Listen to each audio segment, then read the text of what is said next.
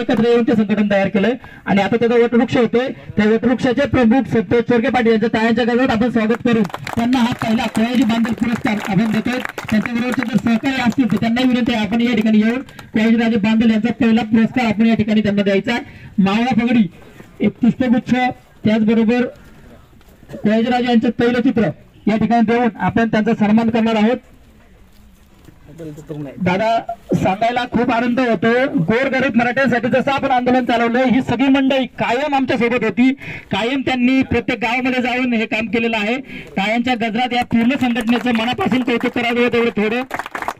त्यांनी खूप मोठं काम केलं. पहिला पुरस्कार देताना पुरस्काराची व्हॅल्यू खूप वाढलेली आहे म्हणून मनापासून आम्हाला त्याचा खूप आनंद होतोय. सोशल हंड्रेड फाउंडेशन, जाणता युवा फाउंडेशन, राजमाने मित्र परिवार या सर्वांचं मनापासून मी या ठिकाणी आभार मानतो आणि हा पुरस्कार प्रदान करताना आम्हाला खूप आनंद होतोय असं या ठिकाणी व्यक्त करतो.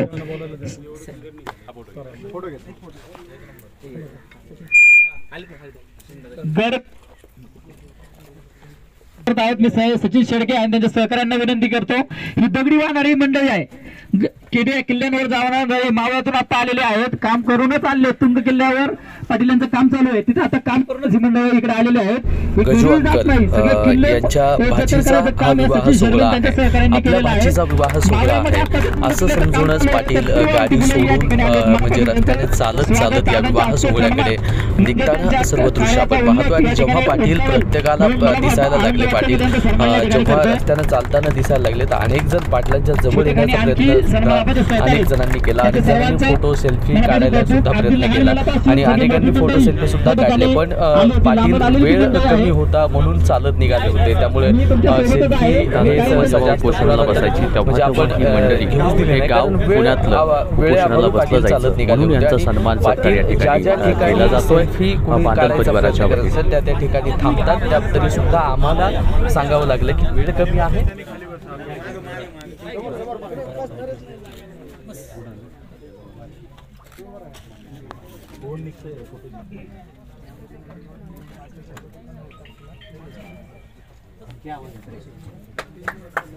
महिला पण त्या घरामध्ये जेवण बनवत नाही. फक्त उपोषण म्हणजे उपोषण प्रातिनिधिक स्वरूपात एक मावळा ठिकाणी बसलेलाच असतो.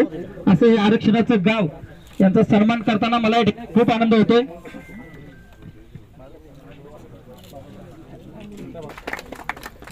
आर्मी स्कूलचे किरण दादा शिवाय आपल्याला विनंती आहे आपणही आपला सन्मान स्वीकारायचा आहे. सचिन दादा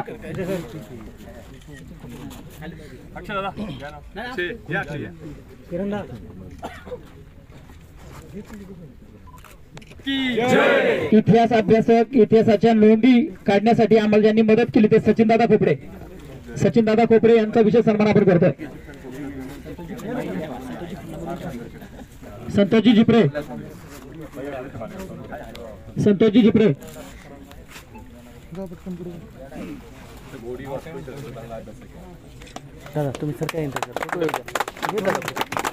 संतोष दादा झिपरे. दादा हा तुमच्या समोर असणारा मावळा एकदम फाटका दिसतो परंतु सगळ्या समाधी त्यांनी शोधलेले आहेत. सईबाईंच्या समाधीचं रात्रीत काम केलेलं आहे पोलिसांना जुगारून.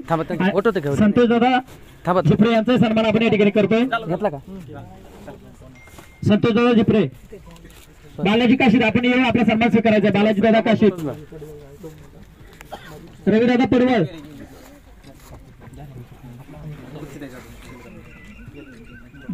बालाजी जाधव, रामादादा पाटील दोघांनी यायचं ना सन्मान स्वीकारायचा. दोघांनी एकत्रित रामादादा पाटील. यानंतर सर्वांनी स्थानपन्न व्हायचं. कोणी उभं राहायचं नाही, सगळ्यांनी स्थानपन्न व्हायचं. आपण मुख्य कार्यक्रमाला सुरुवात करतोय. मुख्य कार्यक्रमाला सुरुवात करतोय. रामादादा पाटील, जलकन्या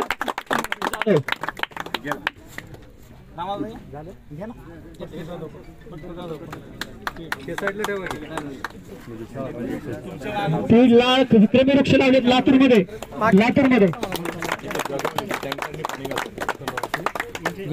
या कार्यक्रमाचे आयोजक विजयसिंह मोहिते पाटील यांनी आम्हाला या ठिकाणी खूप सहकार्य केलं. सध्या अतिशय चांगलं काम जलकन्या म्हणून यांना महाराष्ट्रात ओळखलं जातं.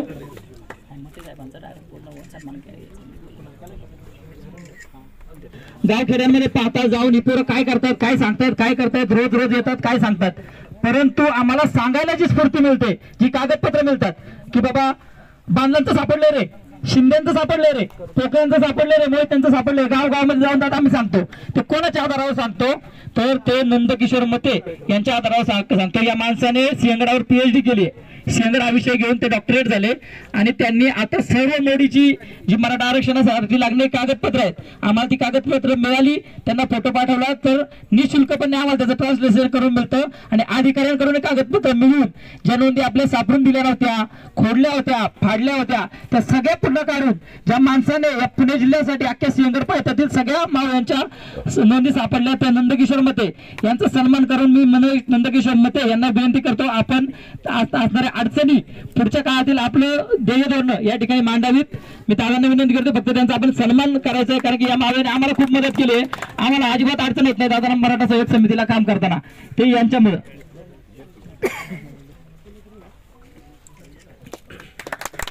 मी मतदानावरून दादांना विनंती करतो, अगदी 2 मिनिटातच आपण कसं काम करताय आणि पुढे काय काम करायचं याचं. जय शिवराय. वीर कोयजीनं बांधल यांच्या स्मृतीप्रित्यर्थ आज या ठिकाणी त्यांच्या तैलचित्राचं अनावरण झालेलं आहे आणि या निमित्तानं मराठ्यांच्या लेकरांचं भवितव्यासाठी झगडणारा संघर्ष योद्धा मनोजदादा जरांगे पाटील या ठिकाणी उपस्थित आहेत. सर्व संयोजक आणि उपस्थितांचं मी या ठिकाणी आभार मानतो की आपण मला सन्मानित केलं. खरं तर लाखोंच्या सभेपुढं नेहमी गाजणारं हे नेतृत्व, पण दादा आज या ठिकाणी गर्दी जरी कमी असली तरी ही दर्दी गर्दी आहे, कारण स्वराज्याची सुरुवात याच मावळात झाली होती, याच वेल्हेखोऱ्यात झालेली होती, याच बोरखेड्यात झाली होती. त्यामुळे इथं पेटलेला विचार हा संपूर्ण महाराष्ट्रामध्ये, भारतामध्ये पोहोचतो. त्यामुळं तुमच्या आपल्या आंदोलनाला एक वेगळीच बळकटी या ठिकाणी मिळणार आहे. खरं तर मी या निमित्तानं तन मन धनाने आपल्याला महाराष्ट्रामधनं, भारतामध्ये अनेक लोकांनी मराठा आरक्षणासाठी साथ दिलेली आहे, आपल्या वेगवेगळ्या उपक्रमात सहभागी झाले. कोणी आर्थिक मदत केली असेल, कोणी उपोषणाला बसले असेल, कोणी वेगवेगळं पाठबळ दिलं असेल, कोणी त्या मोर्चामध्ये सामील झालं असेल. आपणही काहीतरी समाज देणं लागतो या भावनेतनं मी खरं तर मोडी वाचक आहे, एक इतिहास अभ्यासक आहे आणि आपण काहीतरी माध्यमातून ही सेवा आपण याची करू असं मी ठरवलं. आणि म्हणून मला माझं जे ज्ञान होतं मोडी लिपीचं, त्यामार्फत पुणे जिल्ह्याचं असेल, कोल्हापूर जिल्हा असेल, सांगली जिल्हा असेल, अशा अनेक जिल्ह्यातल्या हजारो कागदपत्रामध्ये लाखोंच्या नोंदी नावं मी तपासलेली होती आणि ती विनाशुल्क त्या लोकांना मी त्याची ट्रान्सलेट करून दिलं होतं. त्यानंतर देवनागरीमध्ये लिपिबद्ध करून दिलं आणि आज त्याचा लाभ अनेक मंडळी या ठिकाणी महाराष्ट्रामध्ये, पुणे जिल्ह्यामध्ये, वेगवेगळ्या जिल्ह्यामध्ये घेत आहेत. आणि भविष्यामध्ये हे काम करत असताना आज मी पुणेमध्ये हवेली तालुक्याच्या कचेरीमध्ये अनेक वेळा बसलेलो होतो. त्या ठिकाणी मी अनेक वेळ दिला आणि अनेक कागदपत्र समोर आणलेली होती. त्याचा फायदा अनेक लोकांना झालेला आहे. परंतु आज ही सर्टिफिकेट काढण्यासाठी आपण तर 10% समाधानी नाहीच होत. भविष्यात आपल्या आणखी मागण्या आहेत. परंतु भविष्यामध्ये एक्झिस्टिंग आता जी नावं मिळत आहेत, ज्यांच्या नोंदी आहेत, त्या लोकांना जेव्हा आम्ही लिप्यंतर करून देतो त्यावेळी जे फाईल सबमिट करतात, ते फाईल सबमिट करताना पुन्हा नवीन प्रक्रिया करावी लागते. सपोज माझं सर्टिफिकेट निघायला आहे, मला माझ्या मुलांचं काढायचं आहे, तर मुलांसाठी तो सुद्धा पुन्हा नव्याने महसुली पुरावे, पुन्हा नवीन तो दाखला, पुढे सगळ्या गोष्टी जमाव्या लागतात आणि ती फाईल फिरत राहते, त्यात विलंब लागतो. म्हणून मला अपेक्षा अशी आहे की भविष्यामध्ये एका व्यक्तीचं नाव कुटुंबातलं जर झालेलं असेल तर त्याचं फक्त वंशावळ जुळवून त्या व्यक्तीच्याच आधाराने एकाच फाईलवरती सगळ्या कुटुंबातल्या लोकांची सदस्यांची त्या ठिकाणी जात प्रमाणपत्र मिळावं अशी भविष्यात अपेक्षा आहे. त्याच्यानंतर आत्ता आमच्यासारख्या लिप्यंतरकारांनी, इतिहास संशोधकांनी जी काही नावं शासनाला वेगवेगळ्या तालुक्यामध्ये, जिल्ह्यामध्ये काढून दिलेली आहेत, त्या नावांची याद्या प्रसिद्ध आहेत. भविष्यामध्ये आज मला माहिती आहे की पुण्यामध्ये सुद्धा एक नाव शोधायचं, मोडी कागदपत्र शोधायचं म्हटलं तर त्यासाठी पुण्यात 2-3 हजार रुपये घेणारी, मोडी लिपिबद्ध करणारी माणसं आहेत आणि त्यात वेळ पण खूप जातो. त्याच्यापेक्षा आत्ता आम्ही लोकांनी जे काम केलं आहे, ज्या याद्या प्रसिद्ध आहेत, त्या यादीमध्ये जर नाव असलं तर त्या यादीवरनं कुठलाही दाखला न मागता फक्त ती यादीचा संदर्भ घेऊन त्याला प्रमाणपत्र द्यावं अशी मागणी आपण भविष्यामध्ये करावी अशी मला या ठिकाणी अपेक्षा आहे. आणि आदरणीय या ठिकाणी सर्वच मंडळीचं मी या ठिकाणी आभार मानतो. आदरणीय उमेश शिंदे की ज्यांनी खडकवासला गावामध्ये माझं हे काम चालू असताना मला शब्द दिला होता की दादाजी तुमची एकदा भेट घालून देईन. मी खरोखर स्वतःला भाग्यवान समजतो की आज एका संघर्ष योद्ध्याची आणि माझी आज या ठिकाणी भेट झाली. आपल्या उपस्थितीमध्ये मला मनोगत या ठिकाणी व्यक्त करायला मिळालं आहे. उमेश शिंदे आणि यांचं या ठिकाणी सहकार्य खूप आहे. भविष्यामध्ये अशी मागणी आहे की दादा आपल्या वेगवेगळ्या भागामध्ये दौरे असतात, भाषणं होत असतात, दौरे होत असतात, आपल्याला वेळ नसतो, जेवायला वेळ नसतो, झोपायला वेळ नसतो, अतिशय बिझी असं आपलं शेड्यूल असतं. परंतु आपल्याला एक थोडीशी काही तज्ज्ञ लोकांची समिती आपल्यासाठी आवश्यक आहे असं मला वाटतं. 10 जणांची समिती या ठिकाणी उमेदवारांनी मागणी केली आहे की आपण त्या ठिकाणी आपणच या ठिकाणी त्याचं स्पष्टीकरण द्यावं. या ठिकाणी मी जास्त वेळ घेत नाही. आपण मला संधी दिली, सन्मानित केलं, त्याबद्दल मी आभारी. धन्यवाद. दादा एक अडचण अशी होती आहे की नोंदी सापडलेल्या असतात पण अधिकारी मग आम्ही सर्वांनी असं ठरवलं की पुणे जिल्ह्यामधले जिल्ह्यातल्या जे तुमचे लोक तुमच्या बरोबर जे लोक असतात असे 10 लाखांची आम्ही टीम तयार करतोय. मराठा सेवक समिती त्याचं पूर्ण ऑफिस तयार केलेलं आहे, त्याच्यात काम चालू केलं आहे आम्ही. पण अभ्यासक 10 मंडळी आम्ही देणार आहोत. त्या 10 जणांची लिस्ट आम्ही तुमच्याकडे पाठवू. ती 10 लोक आम्हाला सहकार्य करतील, पण आम्हाला काही अडचणी अधिकाऱ्यांच्या आल्या तर ती 10 लोक हँडल करतील म्हणून आम्ही ती टीम तयार करतो. ती टीमची तुमच्याकडे सुपूर्द करू. यानंतर 16 वर्षापूर्वी मराठा आरक्षण मिळावं म्हणून सगळ्यांना एकत्र घेऊन जो मावळा सिंहगडचा मावळा या ठिकाणी लढला, तो मावळा या ठिकाणी आपलं मनोगत व्यक्त करतोय. मी राहुल भाई बोके यांना विनंती करतो थोडक्यात आपलं मनोगत व्यक्त करायचं आहे. छत्रपती शिवाजीराजांना या ठिकाणी विनम्र असं अभिवादन. आज काळजीराव बांदल यांच्या आज पुण्यतिथी, त्यानिमित्ताने विनम्र असं अभिवादन. काळजीराव बांदल म्हणजे ज्या बांदल घराण्यांनी अतिशय मोठा पराक्रम गाजवला व शिवाजी महाराजांच्या मागे हत्तीवर ज्या ठिकाणी जी माणसं बसतात मानाने, त्याचं पहिलं मान ज्या माणसाला मिळाला ते म्हणजे बांदल घराणं होतं. ते शिवाजी महाराजांच्या मागे हत्तीवर बसायचं, त्यांना तो मान मिळाला होता. असं हे मोठं घराणं आहे ज्यांनी शेवटपर्यंत निष्ठावून राहिलं. त्या निष्ठावान माणसाच्या समाधीला माथा टेकवायला एक प्रामाणिक माणूस महाराष्ट्रातल्या या ठिकाणी आलेला आहे, त्याचं या ठिकाणी स्वागत. एखाद्या माणसाच्या मागे त्याच्यामध्ये एवढी मोठी माणसं जमा होणं याच्यामध्ये एकच कारण असतं, त्या माणसाचा असलेला प्रामाणिक स्वभाव. प्रामाणिक माणसाची वानवा संपूर्ण महाराष्ट्रामध्ये आहे, ती संपूर्ण कसर मनोज जरांगे पाटील यांनी भरून काढली. त्यामुळे लाखोन कोट्यां समाज तुमच्या मागे उभा राहिला, कारण एकच फक्त प्रामाणिक भूमिका. माणसाची भाषा कशी यापेक्षाही माणसाची नीती किती महत्वाची आहे ह्याच्यावरनं पार केली जाते, आणि त्यामागे संपूर्ण समाज उभा राहिला. कारण आज आपल्याला सगळीकडे दिसतं की प्रामाणिक माणसं आज कुणीही राहिलेलं नाही. आज शेवटचा घटकातला एकच माणूस शिल्लक आहे, मनोज जरांगे, की ह्याचा माणूस प्रामाणिक, याच्या मागे समाज उभा आहे. अन्यथा हा समाज तसा कुणाच्याही मागे उभं राहत नाही, हे वास्तव आहे. त्यांचा त्याग खूप मोठा आहे. या माणसानं जे आरक्षणाचा लढा जवळजवळ नामशेष व्हायच्या मार्गावरती होता, त्याला पुन्हा पुनर्जीवित करण्याचं काम मनोज जरांगे पाटलांनी केलेलं आहे. या ठिकाणी आपल्या सर्वांच्या बहुतेक मागण्या आता बऱ्यापैकी ह्यांच्या माध्यमातून मान्य झाल्या. या ठिकाणी आमचे मित्र नंदू मते या ठिकाणी आहेत, त्यांच्या माध्यमातून कुणबीचं ज्या ठिकाणी मोडीतलं वाचन केलं जातं. दादा या ठिकाणी तुमचं मनापासून आभार मानले पाहिजे, तुमच्याविषयी आम्ही कृतज्ञता व्यक्त केली पाहिजे की आज आम्हाला सगळ्यांना जे सहजपणे कुणबी दाखला मिळतो तो फक्त तुमच्यामुळे मिळतोय आम्हाला. आज आम्हाला पूर्वी तर आम्ही कुणबी होतो, पण तुमच्या सगळ्यांच्या रेट्यामुळे या ठिकाणी लोकांनी आम्हाला मान्य केलं व त्या ठिकाणी सहजपणे आता कुणबी दाखला मिळायला लागलाय. म्हणतात त्याप्रमाणे एखादा पोकळे समजा कुणबी असेल तर दुसऱ्या पोकळ्याला काय द्यायची गरज लागू नये. एक पोकळे कुणबी तर सगळे कुणबी, हा साधा निकष आहे, त्याला वेगळे काय द्यायची गरज लागू नये. एक बांधल कुणबी तर सगळे बांधल कुणबी, हा साधा नियम आहे. प्रत्येकाला 30 फाईल पुन्हा द्यावी लागू नये, अशा प्रकारे सगळ्यांची मागणी आहे. तुम्ही आम्हाला सरळ ओबीसी मध्ये घेत नसाल तर आम्ही कुणबी म्हणून ओबीसी मध्ये ऑलरेडी आलेलो आहोत, हे सगळ्यांना त्या निमित्ताने सांगितलं पाहिजे. या ठिकाणी हा लढा अविरतपणे चालणार आहे. जोपर्यंत आपल्या प्रमुख मान्याच्या सगळे स्वरांच्या वगैरे होत्या, या सगळ्या जोपर्यंत लाईन वरती येत नाही तोपर्यंत हा लढा सुरूच राहील. आणि हा प्रामाणिक व्यक्ती जोपर्यंत आहे तोपर्यंत मराठ्यांना कुणी हात लावणार नाही असं मला वाटतं. या ठिकाणी ज्यांनी हा कार्यक्रम घडून आला ते संपूर्ण बांदल घराणं, आमचा मित्र करण बांदल, महेशभाई कदम असतील, उमेश शिंदे असेल, माधव पाटील असेल, या सर्व अक्षय बांदल असेल, या सगळ्या टीमचं या ठिकाणी मनापासून आभार मानतो व पुढच्या काळामध्ये या ठिकाणी अजून मोठा कार्यक्रम होईल अशी अपेक्षा व्यक्त करतो. व या ठिकाणी पुन्हा एकदा दादांचा आभार मानून थांबतो. जय जिजाऊ, जय शिवराय. आता दादा फक्त बोलणार आहेत. तत्पूर्वी दादा उपोषण चालू होतं आणि आम्ही मराठा सेवक समितीचे अभय अडसो असतील, माधव पाटील, आम्ही सराटीमध्ये तुमच्या समोर बसलेलो होतो. कॅमेरे सगळ्या बाजूने होते. तुम्ही ठरवलं होतं की आता पाणी प्यायचं नाही, मुद्दा म्हणून आपलं संघ सांगायचं. मी प्रत्येक भाषणामध्ये मुद्दा म्हणून सांगतो. आम्ही समोर बसलो होतो, दादांनी सांगितलं की आता मी पाणी पण पिणार नाहीये. त्याचं आम्ही पुढे होतो, आम्ही रडत होतो की दादा तुम्ही पाणी तर घ्या. तर ब्रश करायचा असतो सकाळी, ब्रश केल्यानंतर गुळणी करून ती थुकायची असते, म्हणून तरी पाणी तोंडात जाईल. या मावळ्याने झाडाने ते दात घासलेत आणि रुमानाने ते दात पुसलेत. हे आम्ही त्यांच्या शेजारी जाऊन बघितलेलं आहे. इतका प्रामाणिकपणा आम्ही इतक्या जवळून बघितलेला आहे की तो प्रामाणिकपणा महाराष्ट्रभर गेलेला आहे. मनापासून दादा तुम्हाला विनंती आहे, भविष्यात उपोषण करताना जीवाला लागेल असं उपोषण कृपया तुम्ही करू नये. वाटलंच तर प्रातिनिधिक स्वरूपात अख्ख्या महाराष्ट्रभरातून आम्ही 10-15 लोक तिथे येऊन प्राणांतिक उपोषण करू, पण तुम्ही आता प्राणांतिक उपोषण करू नये. मुद्दामुळे आमच्या आग्रह असतो. मी मुद्दामून खेचून यांना फोन करू, तुम्हाला इथे आणले. खूप मनापासून विनंती आहे, आमच्या मनाला लागेल असं उपोषण प्लीज करू नये. सगळ्या संघर्षामधून सगळे विजय आपण मिळवत राहू, सर्व समाजासाठी आपण झटत राहू, सर्वांपर्यंत पोहोचू. पुण्यामधल्या गावागावात खेड्याखेड्यामध्ये कुणबी प्रमाणपत्र काढायची जबाबदारी आमची आहे, पण तुम्ही प्राणांतिक उपोषण अजिबात करू नका. ही मी या ठिकाणी सर्वांच्या वतीने विनंती करतो आणि दादांना विनंती करतो आपण 2 शब्द मांडावेत. जे तैलचित्र बनवले ते अमित राणे यांचा सन्मान आपण या ठिकाणी करतोय. त्याचबरोबर नानासाहेब निवंगुडे यांचा सन्मान आपण या ठिकाणी करतोय. शिवाजीराव जाधव, चंद्रकांत सस्ते यांचा सन्मान आपण या ठिकाणी करून खाली बाकीच्यांनी खाली बसायचंय. नानांच्या वतीने त्यांचा मुलगा या ठिकाणी आलेला आहे, त्यांचा सन्मान आपण करून शेवट दादा बोलतील. सचिन दादा खोबरे.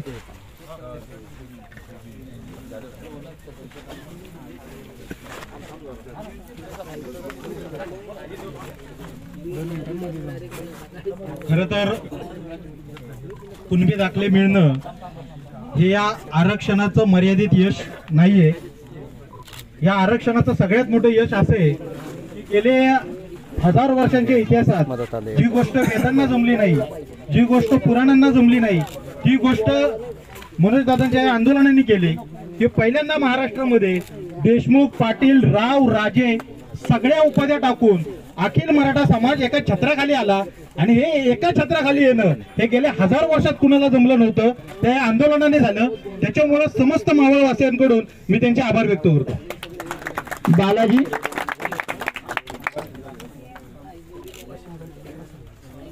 ललितजी पाटील आणि विजयसिंह मोहिते पाटील यांचा विशेष सन्मान आपण करतोय. या कार्यक्रमासाठी तुम्ही सहकार्य केलं त्याबद्दल. ललित पाटील, विजयसिंह मोहिते, शिवाजीराव जाधव आपलाही सन्मान या ठिकाणी करण्यात येतोय.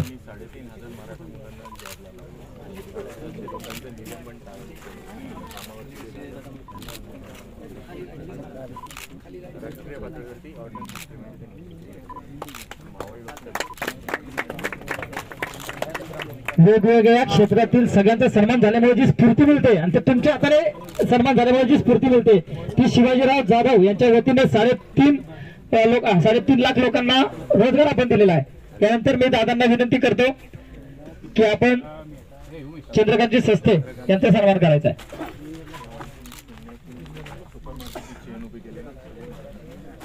दादा काही वर्षापूर्वी 3 वर्षापूर्वी आम्ही मराठा बाजार म्हणून पुण्यामध्ये भरवत होतो. मराठा दसरा मेळा भरवत होतो. तुम्हालाही माहिती आहे मराठा दसरा ही संकल्पना अभयजी आडसो त्याचबरोबर माधव पाटील यांनी मराठा दसरा मेळावा पुण्यामध्ये चालू केला होता.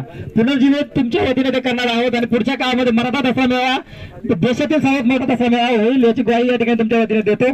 आणि दादांना विनंती करतो आपण या ठिकाणी सगळ्यांनी खाली बसायचे. इथे सगळ्यांनी पाशी बसलेल्यांनी खाली बसायचे लगेच.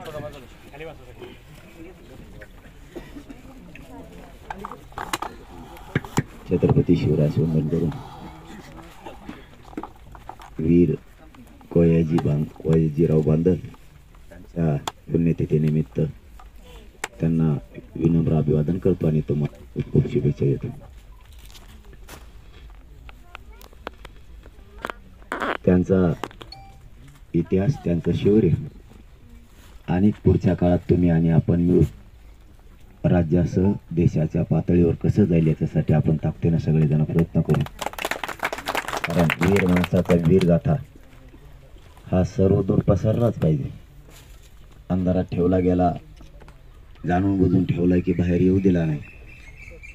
आपलं काय होतं त्यांचं काय याचा सगळा शोध घेऊ ते प्रकाश झोतात आणणं आपली सगळ्यांची जबाबदारी.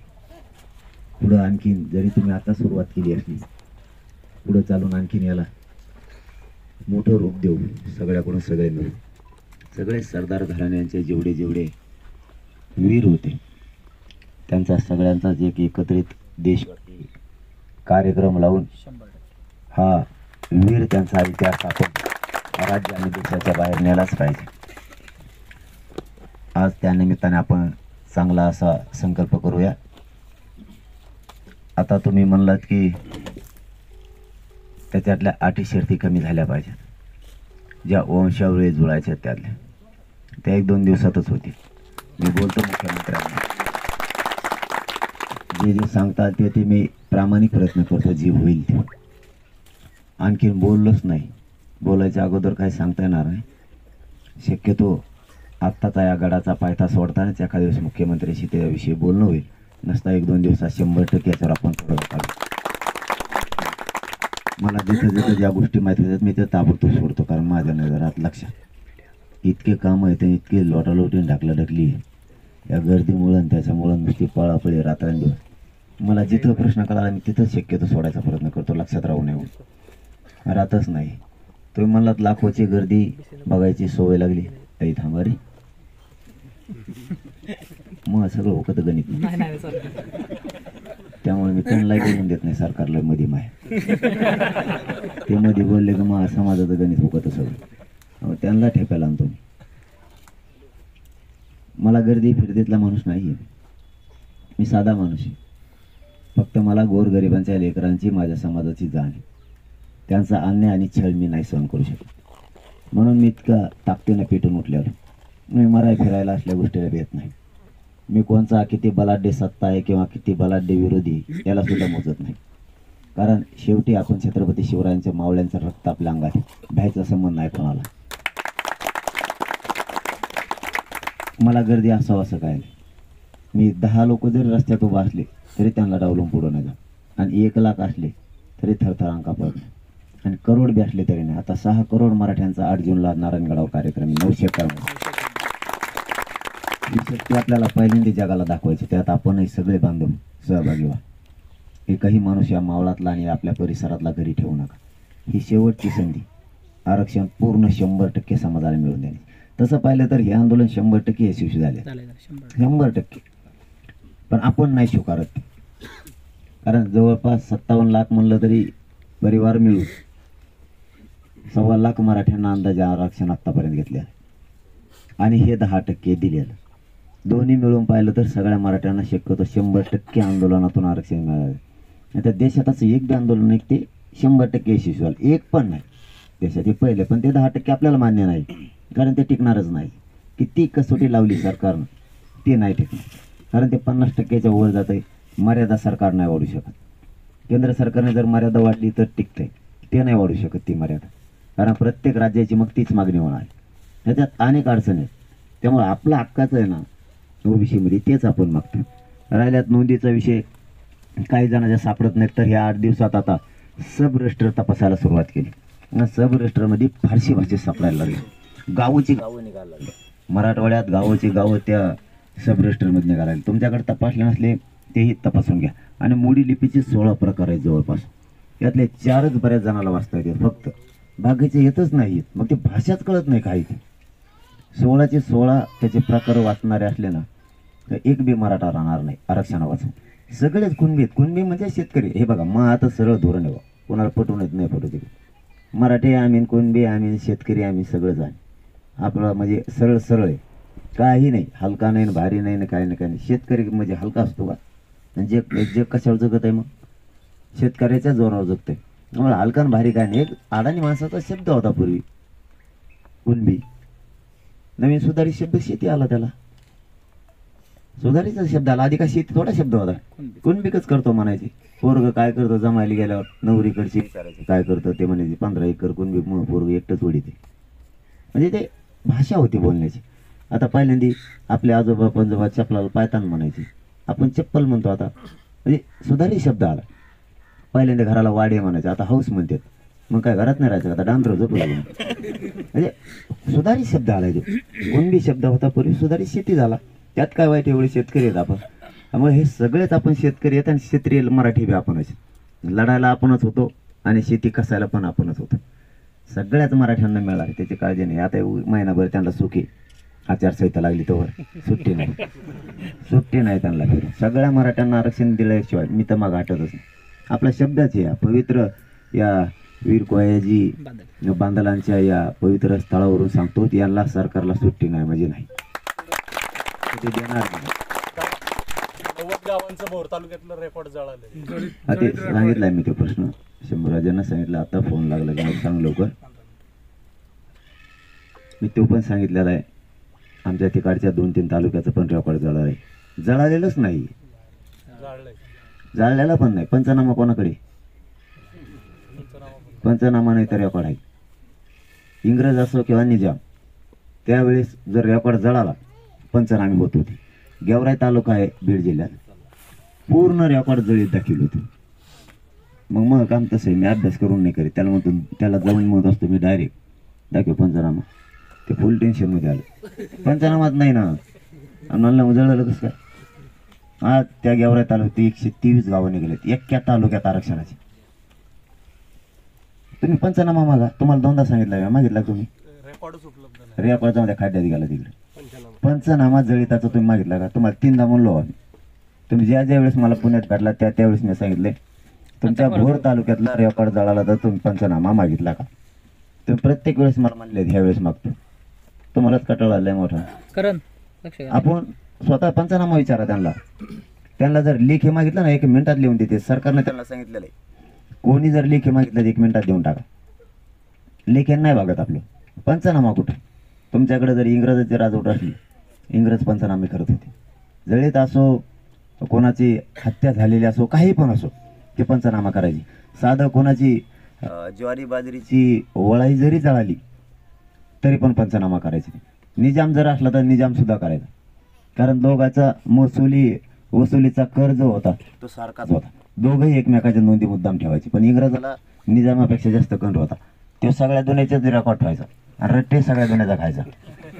त्यामुळं रेकॉर्ड आत्ता पण आहे. जरी असेल तर फक्त मागून बघा. नाही म्हणला तर 100% तुमचा सगळा रेकॉर्ड सापडणार. मी आजच सांगतो तुम्हाला. असे कित्येक तरी तालुके निघाले. हे खोटं करायचं किंवा काही अधिकाऱ्यांनी मुद्दाम जातीवाद करायचा असून द्यायचं नाही. मग आपल्याला म्हणत होते ओबीसीत आरक्षण नाही. आता कसं काय निघालं? याचा अर्थ जाणून बुजून मिळवून द्यायचं नव्हतं आपल्याला. तुमच्याकडं विदर्भात आणि खानदेशामध्ये आरक्षण असून सुद्धा सहज मिळत का नव्हतं? तुम्हाला मोठं होऊ द्यायचं नव्हतं. असून नाही म्हणायचं. तुमच्या लेकरं मोठे होणार ना. मी ह्या आठवड्यातलं सांगतो तुम्हाला 11 मुली आपल्या PSI झाल्या फक्त आरक्षणामुळे. आत्ता ह्या आठवड्यात काल 2 मुली आल्या होत्या अंतरवालीला. ते कॉन्स्टेबल झाल्या होत्या. त्यांचं प्रमाणपत्र निघाले त्यांची रँक बदलली ते PSI झाले. त्या अंतरवालीला आल्यानं म्हणलं दादा आम्ही कॉन्स्टेबल झालो होतो PSI झालो उद्या रुजू व्हायला चाललो. ही ताकद आहे आरक्षणाची. 2 कलेक्टर सुद्धा झालेत आपले. तुम्ही 1 वर्षात ते 1.5 वर्षात बघा आणखीन टक्का राज्यात आणि देशात मराठ्यांचेच पोरं दिसणार तुम्हाला सगळे अधिकारी कोणीकडे पण. ते आपण सुद्धा त्याच्यात लक्ष घातलं पाहिजे की कोणचा अधिकारी काय करतो. जाणून बुजून मिळून देत नाही. आता 15 ते 17% विदर्भात आरक्षण नव्हतं. त्यांना सहज आता ते प्रमाणपत्र निघायला लागले सहज. इकडे सुद्धा 22%च्या आसपास नव्हतं. 22 ते 23% खानदेशात. त्यांनाही आता निघायला लागले. तुमच्याकडे 35% 36% असं आहे की नाही आहे आरक्षण. 50% पण नाही तुम्हाला. त्याच्यामुळं तुमच्याकडे आता सहज निघायला लागले. नसतं असून सुद्धा तुमच्याकडे दिलं जात नव्हतं. तुमच्याकडून काय घेतलं जात होतं हे मला चांगलं पुण्याच्या लोकांनी सांगितलं. एका प्रमाणपत्राला काय लागत होतं. पण आता ते सहज उपलब्ध आहे आता सहज. आणि 1 रुपया द्यायची काही गरज नाही कोणाला. तुम्हाला तुम्ही दबाव ठेवा. म्हणजे दादागिरीचा नाही म्हणत. तुमच्या अभ्यासपूर्ण बोलण्याचा समितीचे अध्यक्ष तहसीलदार आहेत प्रत्येक तालुक्यात राज्यात. त्यांना मोडी लिपिकाचा अभ्यासापासून सगळे अभ्यासक ठेवायला सांगितले. माझ्या तोंडात लागले त्याने माझे शब्द थोडे फुटाय ना सांगितलं ते लय त्रास व्हायलाय मला. मी अतिशय रात्र जागा आहे सलग आणि दिवस सुद्धा. कार्यक्रमाचं बंद नाही. काल रात्री परभणी 4:30 वाजेपर्यंत सारख्या बैठकांचा सभा होत्या. सकाळी 9 वाजल्यापासून सुरुवात आहे.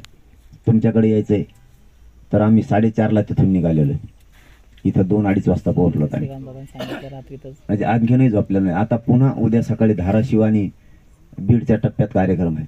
मला आज रात्रीच निघणं आहे पुन्हा. म्हणजे आजची रात्र तशीच जाणार आहे. म्हणजे आजार पडण्याचं कारण खरं ते. डॉक्टरने सांगितलं तू फिरू नको. तो फिरला तर तुला त्रास होईल. उपोषण तर शब्द तोंडावर आणूच नको म्हणे. तू जर उपोषण नाव तोंडात काढलं तर ह्यावेळी 100% मारणार आहे म्हणे. कारण माझं शरीर पण मला भाव साथ नाही देत आता. कारण मी इतके उपोषण केले आहेत की माझं शरीरच मला साथ देत नाही. तरीही मी समाजासाठी नाही आठ. मी मागं बी नाही सरकत. आणि तुम्हाला शब्द आहे माझा या पवित्र स्थळावरून 1 इंच सुद्धा मागं सरकणार नाही. पुऱ्या महाराष्ट्राला आरक्षण मिळाल्याशिवाय 1 इंच सुद्धा नाही मागं. काही नाही. हे काही करू शकत नाहीत. हे फक्त भीती दाखवलेली आपल्याला. हे असं केलं की तसं होतं. त्याने तसं केलं की तसं होतंय. त्यांच्या वाटा गेल्यावर तो काही संपीत येत. तेवढे दादा आहे तेवढे पाशवा. दादा नाही वादा नाही कोणी नाही. कायचा दादा आहे त्याच्या आईला कोणी म्हणलं तर आपण दांडे घेऊन पळतो. त्याच्यामुळे त्याची दहशत आहे. आपण जर त्याच्या अंगावरचे हात काढले ना त्याचा चुलता येऊन कुत्रं घेऊन त्याला डांबरे घेंडा लागून दुसरा माणूसच नाही राहायचं.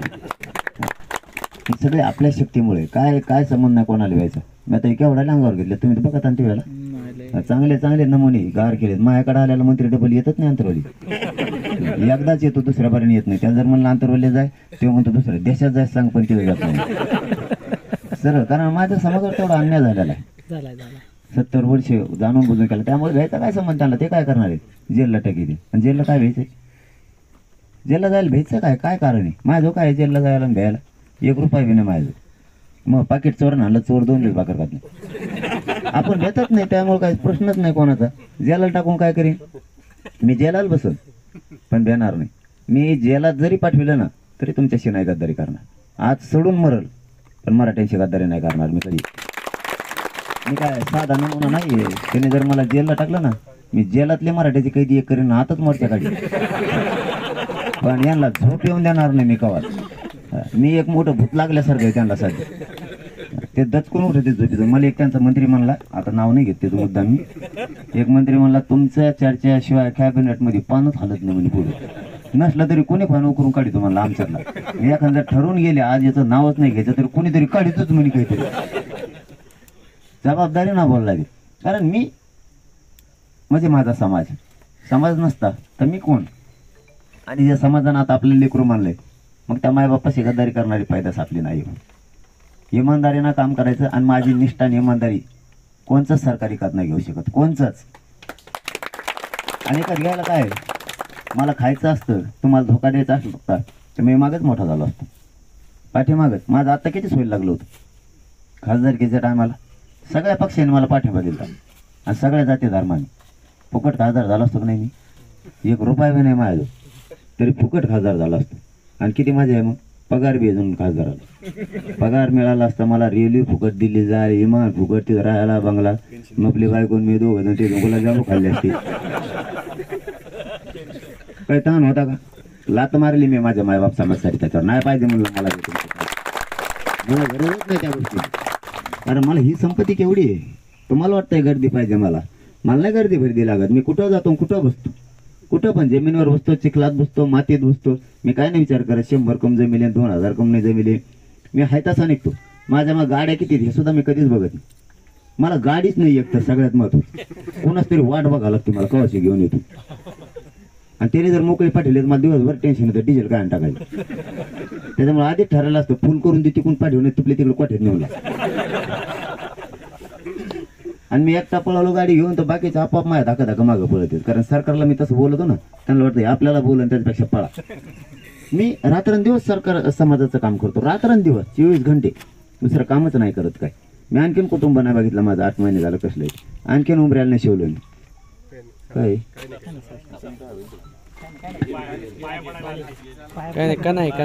येऊन आली काय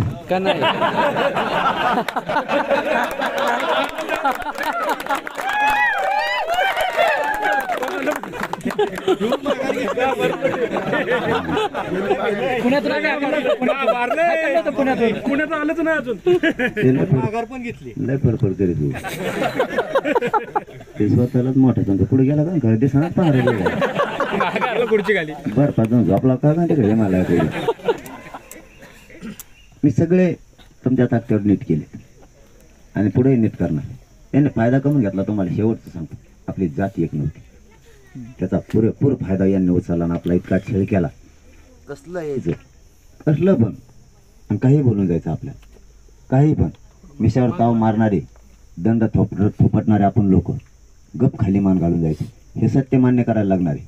ही परिस्थिती समाजावर होती. काही होते पण काही जणांची ती परिस्थिती कसलं यायचं बोलून जायचं. पण आता समाज एक झालाय ना, त्यांना माहिती एका तालुक्यात काही झालं की बाकीच्या 15 तालुक्यात लगेच पळते एकामेकाच्या मदतीला. आणि 8 महिने झाले मराठ्याची एक बी पोलीस स्टेशनला केस नाही. भांडणच करीत नाहीत मराठी एकमेकात. आता 8 महिने झाले. बांध टोकराचे कमी झाले, दारू बरीच कमी झाली. बरीच भर का लय मोठी नाही झाली. तुमच्याकडे आहेत का मेंबर ते? तुम्ही काहीच म्हणायचं बरेच मेंबर दिसे तुमच्या. तेवढं सोडा.